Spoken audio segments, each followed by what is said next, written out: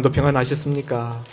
어느덧 1월이 다 가고 벌써 마지막 날이 되었습니다.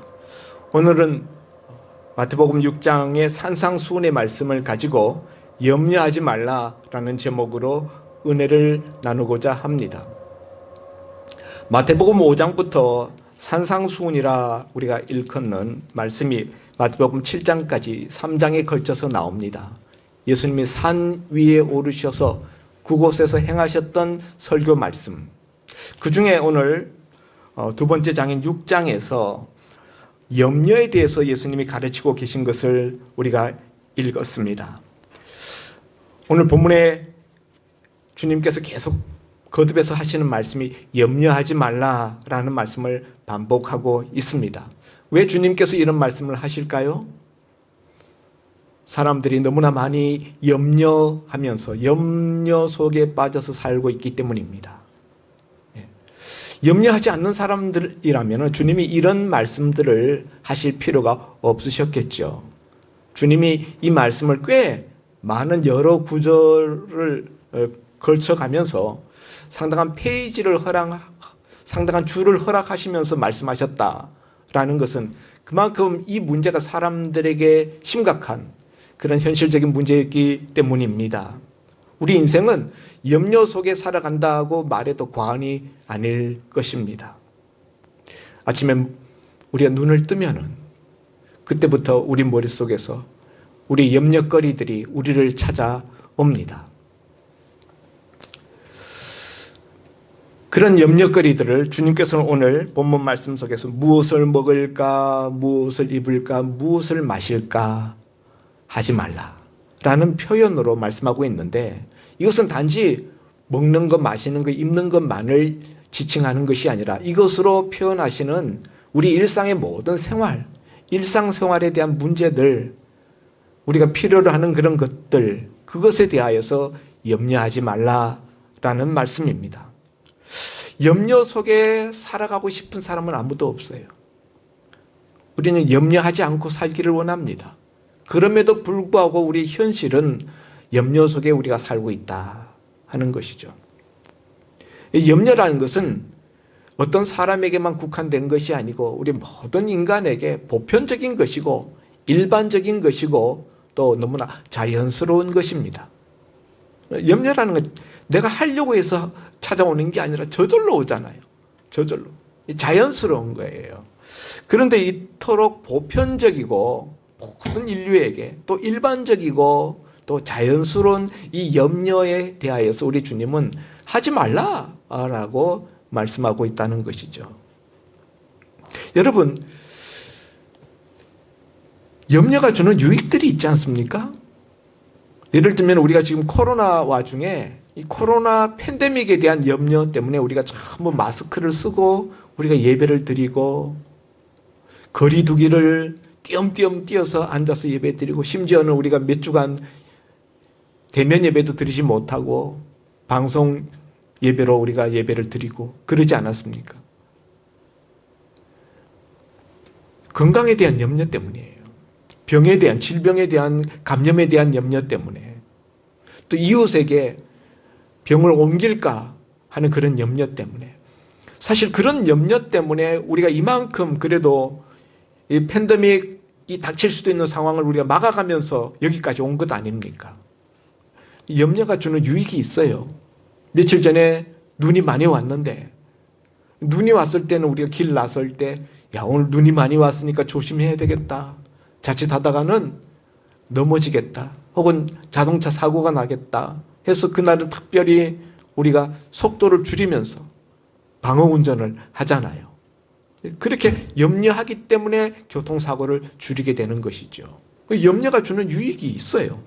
염려 때문에 우리가 경계심을 갖게 되고, 염려 때문에 우리가 대비를 하게 되고, 염려 때문에 우리가 경성하여서 깨어있게 되는 것이죠. 그런데도 불구하고 주님이 염려하지 말라 이렇게 말씀하시는 그 염려라는 것은, 염려에 크게 보면 두 가지 종류가 있어요. 하나는 합당한 염려가 있고요, 하나는 우리 신앙인에게 있어서 합당하지 못한 염려가 있다. 예를 들면 합당한 염려라는 것은 우리 영혼을 위한 염려, 또 이웃의 영혼을 위한 염려, 교회를 향한 염려. 요즘 우리가 건강한 교회에 대해서 우리가 생각을 많이 하게 돼요. 대부분 지금 매스컴에서 문제를 일으키고 있는 그런 교회들의 경우에는 이단이거나 아니면은 이단적이거나, 이단은 아닌데 뭔가 좀 이상해. 이상한 교회들. 정식 신학교도 나오지 않는 이상한 그런 목사들. 이상한 이제 그런 모습을 보면서 교회의 건강에 대해서 우리가 염려하게 돼요. 교회에 대한, 교회의 건강성에 대한 염려, 이런 것들은 우리가 합당한 염려이고 우리가 해야 되는 염려예요. 우리 영혼에 대한 염려 해야죠. 예. 죽어가는 이웃의 영혼들을 바라보면서 하는 염려, 멸망당할 그 영혼들을 바라보면서 하는 염려 마땅히 해야죠. 사도 바울도 그 마음속에 그 염려가 있다고 고백하지 않았습니까? 그런가 하면 하나님 나라의 확장을 위하여서 하는 염려, 하나님 나라가 빨리 이 땅에 임해야 되겠는데 그 하나님 나라를 향한 염려, 이런 것들은 우리가 가져야만 되는 합당한 염려다. 염려라고 무조건 나쁜 것이 아니라 해야 되는 염려도 있다. 그런데 예수님이 오늘 여기서 염려하지 말라라는 것은 합당하지 않은 염려에 대해서 말씀하시는 것이죠. 예를 들면은 먹는 것 때문에 염려하고, 마시는 것 때문에 염려하고, 입는 것 때문에 염려하고, 일상생활에 대한 문제들, 필요들, 그런 것 가지고 골몰하는 것에 대하여서 주님이 염려하지 말라라는 것이라는 거죠. 두 번째는 예수님이 염려하지 말라라는 건 도무지 아무것도 염려하지 말라라는 의미라기보다는 염려의 늪에 빠지지 말라. 염려의 늪에 빠지지 말라. 예.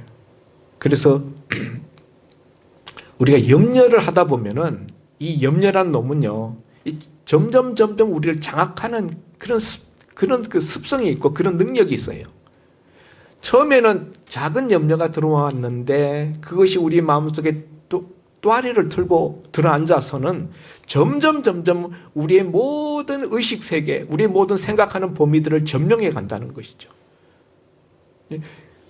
그게 바로 염려의 늪에 빠지는 거예요. 바로 이렇게 되지 말라라고 말씀하시는 것입니다. 그러면은 주님은 왜 염려하지 말라고 하는가? 염려하지 말라라고 말씀하시는 데에는 이유가 있지 않겠는가 하는 것이죠. 본문 말씀을 우리가 통해서 보면은 27절 말씀에 보면은 너희 중에 누가 염려함으로 그 키를 한 자라도 더 할 수 있느냐. 여기 키라는 이 단어를 생명의 날을 이렇게 바꿔도 돼요. 너희 중에 누가 염려함으로 생명의 날을 조금이라도 연장할 수 있느냐. 그러니까 이 말씀은 무슨 뜻인가 하면은 염려라는 것은 아무짝에도 소용이 없다라는 뜻이에요. 염려하지 말아야 되는 첫 번째 이유는 염려의 무용성 때문이에요. 아무 소용이 없어요. 염려한다고 해서 문제가 해결되느냐? 문제 해결에 도움이 되느냐? 전혀 그렇지 않다는 거죠. 염려가 문제를 해결해 줄 수 있다면, 염려만 하면은 문제가 다 해결된다면 누가 염려하는 사람이 있을 수 있겠습니까? 문제가 다 해결되는데 왜 염려하겠어요? 염려하지 말아야 되는 첫 번째 이유는 염려한다 할지라도 그것이 문제 해결에 조금도 도움이 되지 못한다. 염려한다고 누가 그 키를 한 자나 더 할 수 있으며 누가 그 생명의 날을 조금이라도 연장할 수 있느냐? 그럴 수 없다는 것이죠. 이런 염려의 무용성 때문에 주님은 염려하지 말라라고 말씀하는 것입니다. 두 번째로는 염려가 가져오는 해악 때문이에요. 염려가 가져다 주는 여러 가지 악한 결과들, 염려가 가져다 주는 여러 가지 폐습들, 여러 가지 손해들, 그런 해악들 때문에 염려하지 말라라고 말씀합니다. 잠언 17장 22절에 보면은 심령의 근심은 뼈를 마르게 하느니라 그랬어요. 심령의 근심은 뼈를 마르게 한다. 우리 주님도 여기서 이렇게 말씀하십니다. 25절에 보면은 목숨이 음식보다 중하지 아니하며 몸이 의복보다 중하지 아니하냐. 염려하지 마라. 무슨 이야기입니까?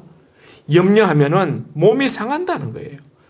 염려하면 목숨이 깎인다는 거예요. 그래서 너희가 음식을 위해서 염려하는데 그 염려로 인해서 너희 목숨이 깎인다. 생명에 손상이 있다. 너희가 몸에 입을 옷을 위하여서 염려하는데 너희 그 염려로 말미암아 몸이 상한다. 그 염려가 가져다 주는 폐해, 우리 육신의 건강을 상하게 합니다. 우리 몸을 상하게 하고 우리 생명을 깎아먹어요. 염려가 깊어지면 그것이 스트레스가 되어서 우리 마음속에 우울증이 찾아오고요. 불면증이 찾아오고요. 불면증이 깊어지면요. 몸이 말라요. 체중이 마릅니다. 그래서 우리 건강을 해치게 됩니다. 이런 그 육체적인 우리에게 상처를 주고 우리 육신을 망가뜨리는 이런 해악이 있죠. 그러나 염려가 가져다 주는 해악에는 육체적인 어떤 손해를 끼쳐다 주는 그런 것만 있는 것이 아니라 더 큰 문제가 있는데 그것은요, 우리 영혼을 해친다는 거죠. 영혼을 해쳐요. 염려가 우리 속에 찾아오게 되면은 어떻게 됩니까? 우리 심령을 마르게 한다. 다른 말로 바꾸면은 영혼을 지치게 합니다. 염려가 잔뜩 우리 마음에 꽉 들어차게 되면은 우리 영혼이 짓눌려 버리고 지쳐가지고요. 하나님 앞에 예배 드릴 수 없는 상태의 마음으로 떨어지도록 만든다는 거예요. 말씀과 기도에 집중하지 못하게 합니다. 한마디로 이야기하면은 염려가 우리 속에 들어와서 하나님과 우리 사이의 관계를 막아버리거나 혹은 멀리 떨어뜨려 버린다는 거예요. 염려가 우리 마음에 잔뜩 눌러 앉았을 때 하나님이 가깝게 느껴집니까? 하나님 멀게 느껴져요. 죄가 우리 속에 들어와서 하나님과 우리 사이의 거리를, 간격을 냈다라는 말씀이 이사야서에 있습니다만은 죄만이 아니라 염려도 우리 속에 들어오면 하나님과 우리 사이의 간격을 내고 하나님이 멀리 느껴지도록 만든다는 것이죠. 이렇게 하나님과의 관계를 멀리 떨어뜨리는, 이격시키는 이런 결과를 가져오기 때문에 육신에만 손해가 있는 것이 아니라 더 심각하게 영혼의 손해가 있기 때문에 염려하지 말라라고 말씀하시는 것입니다. 또 염려하지 말라라는 이 말씀 속에 염려라는 것은요, 하다 보면은 습관화돼요. 염려를 자꾸 하다 보면요, 이게 습관이 된다고요. 염려도 습관이에요. 그래서 염려하는 사람은 계속 염려하는 거예요. 습관화하다 보면은 어떻게 됩니까? 늪화됩니다. 늪처럼 되어져 버려요. 그래서 우리가 처음에 염려가 조금 이렇게 우리 속에 일어날 때 그걸 자꾸 우리가 끌어안고 그걸 자꾸 묵상하고 그 속으로 우리가 침잠에 들어가면 안 돼요. 그럼 완전 늪에 빠진 사람처럼 헤어나올 수 없게 됩니다. 그리고 완전히 그게 습관화돼요. 그래서 주님은 염려하지 말라 이렇게 말씀하시는 것입니다. 네 번째 염려하지 말아야 되는 이유는요, 우리가 하는 염려의 대부분이 미래에 대한 것들 때문이에요. 지금 현재 당장 문제라기보다는 앞으로 일어날 일들. 그런데 그 앞으로 일어날 일들 때문에 우리가 염려하는데 많은 경우에는 그 문제들이 우리가 염려하는 것처럼 실제적으로 일어나지 않는 경우들이 많다는 사실이죠. 일어날 거라고 우리가 지레 짐작하고 지금 염려하고 두려워하고 절망하고 그러는데 인생을 살다 보면은 그렇게 염려했던 문제들이 사실 우리한테 현실적으로 일어나지 않고 그냥 건너가 버리는 경우들이 많다는 것이죠. 그래서 예수님이 내일 일은 내일 염려하라. 그냥 오늘 일만 염려하라. 내일 일을 끌어당겨서 미리 염려하지 마라. 이렇게 주님이 말씀하시는 것입니다. 염려하는 그 미래 일의 불투명성, 그것이 현실화될 것이라는 내 예상, 그게 사실은 꼭 들어맞지 않는다라는 것이죠. 그렇게 안 될 수도 있다. 이제 그러므로 염려하지 말라. 이렇게 주님께서 말씀하십니다. 그런데 여러분, 이 염려하지 않는 일이 쉽습니까? 어려워요. 실제적으로 우리가 염려하지 않으려면 어떻게 해야 될까? 우리 주님은 이 본문 말씀 속에서 우리가 어떻게 염려에서부터 탈출할 수 있는지에 대한 방법적인 면도 주님께서 말씀해 주고 계십니다. 오늘 본문에 보니까 26절에 공중의 새를 보라. 심지도 않고 거두지도 않고 창고에 모아들이지도 아니한다. 그렇지만 너희 하늘 아버지께서 기르시나니 너희는 이것들보다 귀하지 아니하냐. 이렇게 말씀하세요. 26절에 보면 주님께서 보라. 공중에 날고 있는 새를. 그 새들은 심지도 않고 거두지도 않고 창고에 쌓아놓지도 않지만은 오늘도 살아가고 있다. 그것은 너희 하늘 아버지께서 이들을 기르시기 때문이다. 너희는 이것들보다 더 귀하지 아니하냐. 이런 말씀이에요. 자, 우리 주님께서 산상에서 산 위에서 지금 말씀을 하고 있잖아요. 그런데 거기 막 종달새가 날아오릅니다. 종달새라고 생각하십시다. 새가 나르면서 지지배배 지지배배 하면서 울고 있어요. 즐겁게 노래하고 있습니다. 공중에 나는 새를 봐라. 씨앗을 심지도 않고 농사 짓지도 않고 길쌈을 매지도 않고 창고에 모아들이지도 않고 그런데도 불구하고 살아가고 있다. 그것은 너의 하늘 아버지께서 기르시기 때문이다. 하늘 아버지께서 먹이시고 입히시고 마시게 한다. 이렇게 주님이 이야기하십니다. 하나님은 새들을 돌보시는 하나님이시다. 먼저 이렇게 이야기하셔요. 그 다음에 또 뭐라고 이야기하시는가 하면은 28절에 들의 백합화가 어떻게 자라는가 생각하여 보라.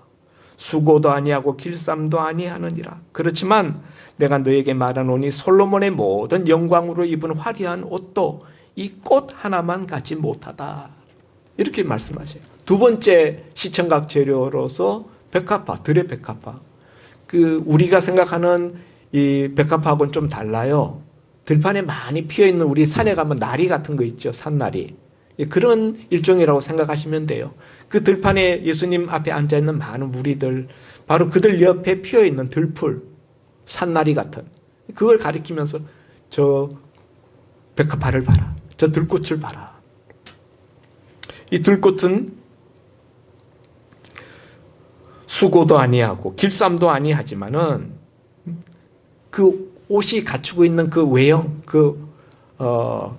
사람으로 치면 옷에 입은 옷과 같은 그 꽃의 겉모습이 얼마나 아름다우냐, 얼마나 향기로우냐. 솔로몬의 영광으로 입은 옷도 이 들꽃 하나만 못하다. 솔로몬이 아무리 화려한 비단 옷으로 지어 입었다 할지라도 거기 향기가 나겠습니까? 그 옷에서 꿀이 나오겠습니까? 그러나 들꽃, 자그마한 들꽃, 들풀에 피어있는 그 꽃, 거기서는 향기가 나고 꿀이 나오고 벌이 거기에 와서 그 꿀을 채취하고 솔로몬의 영광으로 지은 옷도 이 들풀의 꽃 하나만 갖지 못하다. 이렇게 주님이 말씀하시면서 이 들풀도 하나님이 다 키우신다는 거예요. 오늘 30절 오늘 있다가 내일 아궁이에 던져지는 들풀도 하나님이 이렇게 입히시거든 하물며 너희일까 보냐. 예. 여기 들풀을 이야기하면서 오늘 있다가 내일 아궁이에 던져지는 들풀, 참 가치가 없고 정말 소박하고 초라한 거예요. 이렇게 가치가 적고 소박하고 초라한 그런 것도 하나님이 입히신다. 그 아름다운 꽃 하나님이 입히신 거라는 거죠.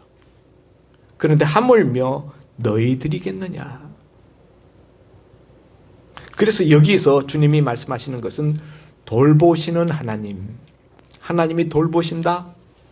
첫째, 공중의 새, 그리고 들판에 피어있는 이름 모를 들꽃들. 그런데 공중의 새도 내일 아궁이에 던져질 들풀도 돌보시는 하나님, 그리고 입히시는 그 하나님이 너희를 돌보시지 아니하겠느냐. 너희는 그것들보다 얼마나 더 귀하지 아니하냐. 이렇게 주님이 말씀하셨다는 거죠. 하나님은 작은 것까지 돌보시는 하나님, 돌보시고 입히시고 먹이시는 하나님이시다. 너희는 그 모든 것들보다도 더 귀한 존재, 하나님의 형상을 가지고 지음을 받은 하나님의 수제품, 하나님의 작품, 하나님과 교제할 수 있도록 하나님께서 그 영혼을 주시고 하나님의 자녀 삼아 주신 그런 존재, 귀한 존재, 하물며 너희일까 보냐. 여러분, 이 말씀을 꼭 새기십시오. 하물며 너희일까 보냐. 참새 2마리가 한 아사리온에 팔리는 것이 아니냐. 그것도 하나님이 허락하셔서 된 일이다. 누가복음에 그런 말씀이 있잖아요. 너희 머리카락 하나까지도 다 세심받으신 하나님. 그래서 하나님은 돌보시는 하나님이시다. 하나님은 나를 돌보시는 하나님이시다. 그걸 인식하고 있으라는 거죠. 그걸 보라는 거죠. 돌아보라. 그걸 쳐다보라. 보라. 공중의 새 보라. 들판의 꽃 보라. 네가 누구인가를. 여러분, 그런데 하나님이 우리를 돌보신다라는 것을 우리가 다 믿잖아요. 예? 우리가 신앙인으로서 우리가 그거 다 믿어요. 그런데 그럼에도 불구하고 어느 순간에 하나님이 너무나 멀리 떨어져 있는 것 같고 나는 하나님에게서 버림을 받은 것 같고 버려진 존재와 같은 그런 그 외로움과 그런 그 고립감, 그 어디서부터 오는 거냐? 그건 하나님과의 거리감 때문에 오는 거예요. 근데 그 하나님과의 거리감은 염려가 들어와서 하나님과 우리 사이에 거리를 내었기 때문이에요. 그 상황이 굉장히 낯섭니다. 염려 때문에, 염려가 끼어들어와서 하나님과 우리 사이에 거리를 내어버렸기 때문에 거기에서 오는 고립감이요 거리감이요 하나님의 은혜에서부터 멀어짐으로 말미암는 그런 소외감. 그래서 우리가 믿는다 하면서도 우리가 염려가 깊어지면은 아무도 날 몰라. 하나님도 날 몰라. 하나님 날 버리시는 것 같아. 이런 생각에 우리가 빠지게 된다는 것입니다. 그런데 이런 우리들에 대해서 주님은 뭐라고 말씀하십니까? 하물며 너희일까 보냐. 하물며 너희일까 보냐. 그러면서 30절 끝에 보니까 믿음이 적은 자들아. 30절 말씀 우리 다 같이 한번 읽어볼까요? 합독으로 시작. 오늘 있다가 내일 아궁이에 던져지는 들풀도 하나님이 이렇게 입히시거든 하물며 너희일까 보냐 믿음이 작은 자들아. 이렇게 말씀하세요.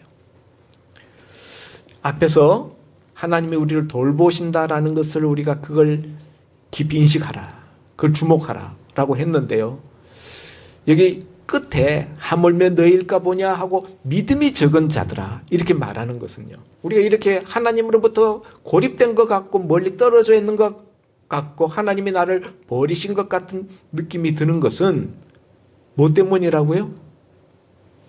믿음이 떨어진 때문이라, 믿음이 적은 때문이라는 거죠. 믿음이 적기 때문에 그런 그 의심과 그런 그 소외감과 그런 낙심, 이런 마음이 우리 속에 들어차게 된다는 것이죠. 그러므로 염려를 끊어내기 위해서는 두 번째로 우리가 믿음을 충전해야 합니다. 믿음이 적은 자들이 되어서는 염려를 이겨낼 수가 없어요. 믿음이 큰 자, 믿음이 강한 자로 거듭나야 합니다. 그러기 위해서 믿음을 충전해야 돼요. 요 며칠 전에 굉장히 그 영하 10도 이하로 계속 내려가는 며칠 아주 추운 혹한의 날들이 있었습니다. 아침에 일어나서 시동을 거니까 차가 시동이 안 걸려요. 그 전날 멀쩡하게 시동이 잘 걸렸는데 시동이 안 걸리더라고. 물어보니까 날씨가 너무 추울 때는 배터리가 자동으로 방전이 다 된대요. 방전이 다 되니까 이 시동이 걸릴 만한 이 전기가 안 나오는 거예요. 여러분, 우리가 염려가 강추위 같은 염려가 우리 마음을 강하게 눌러버리면은 우리 마음에 믿음이 고갈되어지고 믿음이 말라지면서 발전이 안 되는 거예요. 그걸 극복해낼 수 있는, 염려를 극복하고 우리가 뛰어나갈 수 있는 에너지가 나오지가 않는 거예요. 어떻게 해야 돼요? 충전해야 됩니다. 방전된 배터리를 충전하듯이 우리 마음의 믿음의 배터리를 충전해야 합니다. 그러기 위해서 마음의 배터리 충전을 어떻게 해요? 우리가 몇 가지 확인해야 합니다. 첫째, 예수님께서 말씀하신 말씀을 보면은 32절에 이는 다 이방인들이 구하는 것이라 너희 하늘 아버지께서 이 모든 것이 너희에게 있어야 할 줄을 아시느니라. 우리가 믿음이 연약해져서 우리 염려에 우리 휘둘릴 때 첫 번째 우리가 확인해야 되는 것은요, 우리한테 아버지가 있다는 것을 우리가 확인해야 돼요.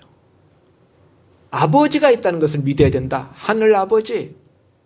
여러분, 어느 날 부모님이 바깥에 나갔다가 들어와 보니까 아직 어린 아이들이, 초등학교도 안 들어간 아이들이 둘이 앉아가지고 두런두런 이야기를 하는데, 우리 앞으로 어떻게 먹고 살지? 형아, 우리 앞으로 어떻게 먹고 살아야 돼? 두 아이가 앉아가지고 그렇게 머리 싸매고 고민하고 있어요. 그 아이들의 잘못이 뭡니까? 아버지가 있다는 거, 부모님이 계시다는 것을 지금 잊고 있다는 것이죠. 그런 자녀들의 모습을 보면 얼마나 황당하겠습니까? 그 부모가. 여러분, 하나님이 염려하고 있는 우리를 볼 때 바로 그런 기분이실 거라 생각됩니다. 아버지가 있는데, 내가 너희 아버지인데 너희가 염려하느라고 골몰하느라고 정신이 없구나. 내가 있어, 내가. 너에게는 하늘 아버지가 있다. 우리 신분이 어떤 신분인지를 우리가 잊지 말아야 돼요. 우리는 하나님의 자녀입니다. 영접하는 자, 곧 그 이름을 믿는 자들에게는 하나님의 자녀가 되는 권세를 주셨으니, 요한복음 1장 12절 말씀. 우리는 하나님의 자녀라는 권세를 가지고 있는 권세가들입니다. 나에게 아버지가 있다. 우리 고아가 아니에요. 아버지가 있어요. 두 번째, 그 아버지는 어떤 아버지냐? 이 모든 것이 너에게 있어야 할 줄을 아는 아버지라는 거죠. 부모는 자녀에게 뭐가 필요한지, 뭐가 있어야 되는지 그 자녀보다도 더 잘 알아요. 우리에게 필요한 것들, 무엇이 필요한지, 무엇이 있어야 되는 줄을 다 아신다는 거예요. 근데 여러분, 여기서 다 준다고는 안 해요. 아버지께서 너희에게 뭐가 필요한 줄 다 아신다. 이렇게 이야기하시고, 그래서 너희한테 그거 다 준다. 이렇게는 이야기 안 하셔요. 예. 그러나 아버지가 내게 필요한 모든 것을 다 알고 계시다는 것만, 우리가 그것만 확실히 알고 믿어도, 그것만 알고 믿으면 염려하지 않게 된다는 거예요. 그리고 그 아버지가 어떤 아버지입니까? 너희 하늘 아버지, 너희 천부. 그냥 아버지가 아니에요. 하늘 아버지. 하늘은 온 우주 만물을 통치하시는 하나님의 보좌입니다. 하나님의 전능성을 내포하고 있는 단어예요. 우리 육신의 아버지는 힘이 없어서, 우리 육신의 아버지는 돈도 없고 백도 없고, 그래서 우리한테 많은 걸, 원하는 걸 다 해주지 못해요. 그렇지만 우리 하늘 아버지는 얼마든지 해줄 수 있는 능력이 있는 아버지십니다. 그리고 우리에게 뭐가 필요한지를 아시는 아버지세요. 그것만 믿으면 돼요. 그 아버지가 나한테 뭘 주실지 그건 아버지한테 맡겨요. 그래서 이 아버지에 대한 믿음, 나에게 아버지가 있다. 그 아버지는 내게 필요한 것이 무엇인지를 다 아시는 아버지다. 그 아버지는 전능한 아버지시다.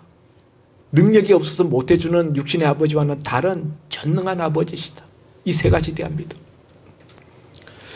네 번째요. 여기에 나오는 말씀은 아니지만은, 여기 33절 너희는 먼저 그의 나라와 그의 의를 구하라. 이런 말씀이 나오는데, 이 말씀은 우리가 다음에 생각하겠어요. 이것만 따로 띄어서 더 깊이 생각해 보려고 합니다. 사실은 우리는 왜 이런 염려에 빠지게 되는가 하면요, 우리의 욕망 때문이에요. 욕망이 너무 많기 때문에, 또 욕망이 비현실적이기 때문에, 그래서 욕망과 내가 원하는 것과 내 현실 사이의 그 괴리, 그 갭 때문에 우리가 염려하는 거예요.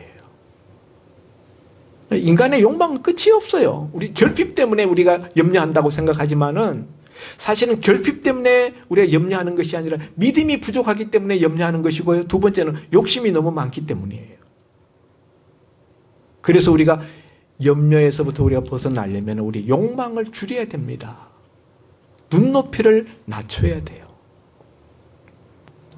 너무 끝없이 계속 채워지면 그 다음에 또 욕망하고, 거기에 만족하지 못하고 또 더 욕망하고, 그렇게 되면서 우리에게 계속 염려가 쌓이는 것이고요.